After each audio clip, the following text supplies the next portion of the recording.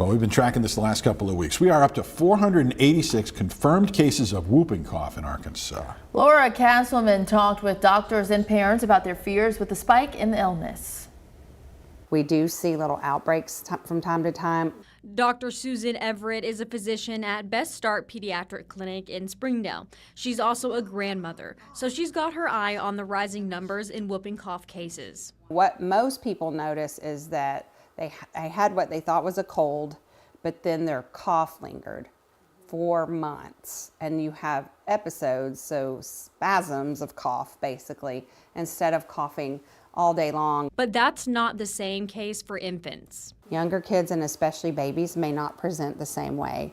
For a baby, it might be that the baby can't catch their breath, so the baby can become apneic or have breath holding. He is vaccinated. Brianna Way and her son say while they're concerned about the spread, they're confident in their safe practices. Being that he's at home most of the time and we have a pretty good health routine and he takes his vitamins, and it's just a thing that happens with kids. You know, they get sick. Cases of whooping cough have been the highest since 2013, with 486 confirmed cases this year alone. Whooping cough in and of itself is a highly contagious respiratory illness, spread person to person through respiratory droplets. Dr. Lotredu is with the Arkansas Department of Health and says certain people have a greater risk at contracting it. We do worry most about infants, specifically those that are, less than 12 months old, especially those that are unimmunized or under-immunized. Their risk for worse complications. With several illnesses and viruses this time of year, doctors are encouraging everyone to practice good hand hygiene. Washing your hands and cough etiquette